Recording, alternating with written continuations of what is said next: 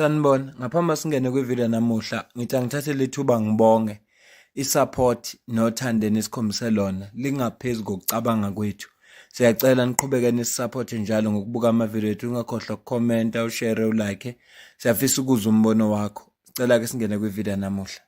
Breaking news, Western Cape High Court Judge Mushtaq Parker has been found guilty of gross misconduct by the JSE, Judicial Service Commission, and his matter has been referred to the Speaker of the National Assembly in Parliament so that an impeachment and removal from the bench process can begin.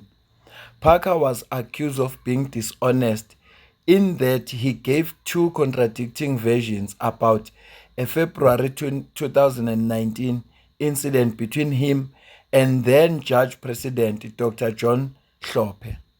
He was also accused of failing to disclose that he and his partner misappropriated funds of creditors during his time as an attorney.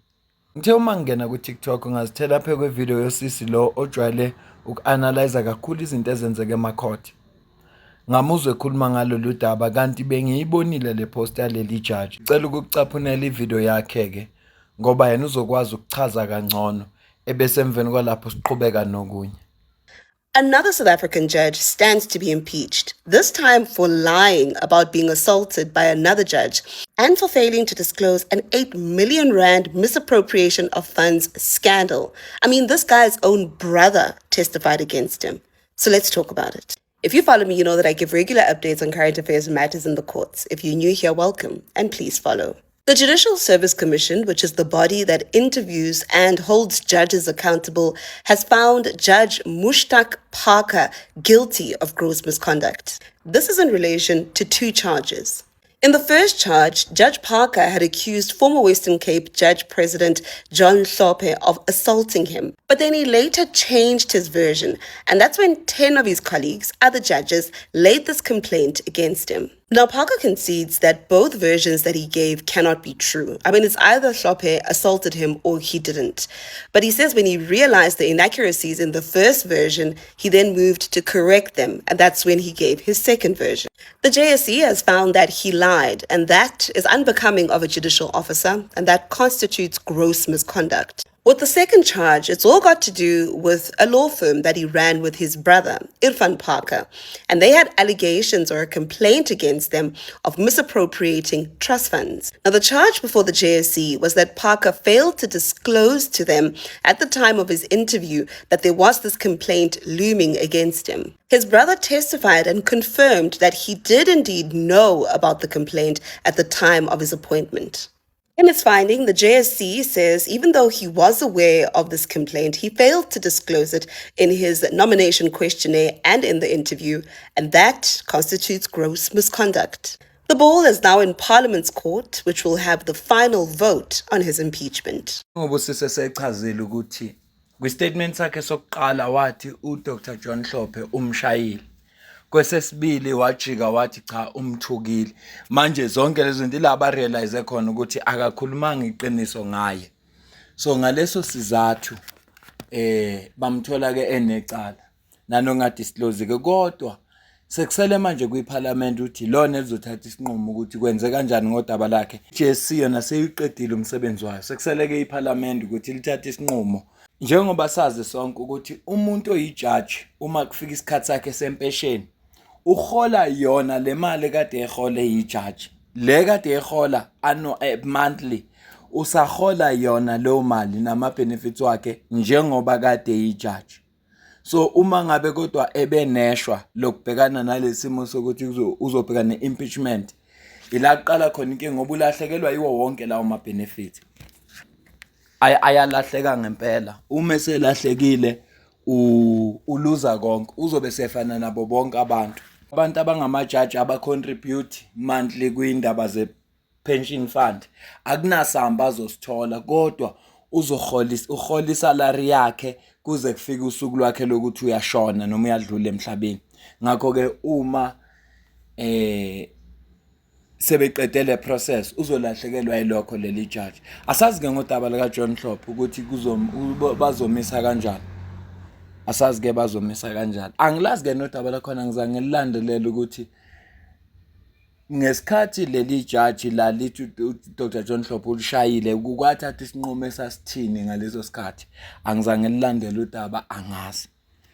Uma sidlulela phambili siyazi ukuthi uPresident Ramaphosa ubeke uAdvocate Mothibi as uNDPP omusha. uShamila Batoyi okuye osese uNDPP njengoba sikhuluma ucontract yakhe iyaphela uma kuphela uJanuary ubhale iletha izolo emukela uAdvocate Mothibi officeini vele kufanele amemukele akwazi ukuthi ambriefe ahande over kahle amazinto efuneka azazi lapha yana eofficeini iletha ke ibhalwe kanje lethi iphume ngomhla ka7 kuJanuary 2026 isihloko sithi Advocate Shamila Batoyi National Director of Public Prosecutions welcomes appointment of Advocate Andy Mothibi as new NDPP. On behalf of the NPA, the NDPP Advocate Shamila Batoyi welcomes and congratulates Advocate Mothibi on his appointment as her successor. His appointment comes at an important moment as the NPA continues on its journey of rebuilding, strengthening institutional integrity and advancing justice.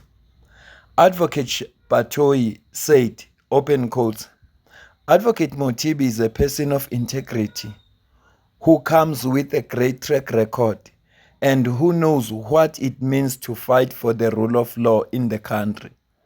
As the head of the SIU and as a key stakeholder and partner in the law enforcement environment, he is no stranger to the work of the NPA and the criminal justice system.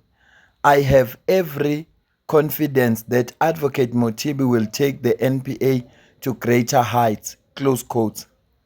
To ensure a smooth transition, the NPA has compiled a comprehensive handover report that will be shared with the President, the Minister, the Chairperson of the Justice Portfolio Committee, and Advocate Mothibi. This report not only documents progress, including on a number of strategic initiatives, but also identifies key risks, opportunities, and unfinished work in the process of continued rebuilding and reform. We are also scheduling a program of briefing to Advocate Mothibi before he assumes duty on the 1st of February. This is what Advocate Shamila Batoyi said, open quotes, fighting for justice is an ongoing battle. There is much to be done, and I have no doubt that with Advocate Mothibi at the helm, the staff of the NPA remains resolute in their dedication to his leadership in advancing justice and the rule of law, and that together they will strengthen the role of the NPA at the heart of our constitutional democracy, in the service of the people of South Africa, close quotes, issued by Ms. Bulelwa Makeke, Head of Communications, kwi-National Prosecuting Authority.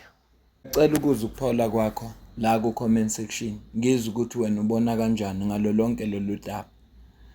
Noma ke ngisizwe isinqumo abathi basithathile ukube nje kuyangami. Ngiyophinde ngimenezezele isigwebo. Ezobhekana ne-impeachment ngiphinde ngimenezezele isigwebo ngithi wena you lied under oath. So ngakho boshwa. Ukube kuyangami bengophinde ngimenezezele isigwebo. Ngenzela ukuthi nomunye mayicabanga ukwenza into efanayo acabange kabili. Kodwa kumthetho umthetho indlela osebenza ngayo. Ingalo umthetho yinde.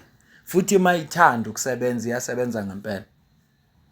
Ingalo umthetho mayizimisele nje ufuna ukusebenza iyasebenza ngempela hayi kancane. Mina nawe sidibane kwivideo elandelayo.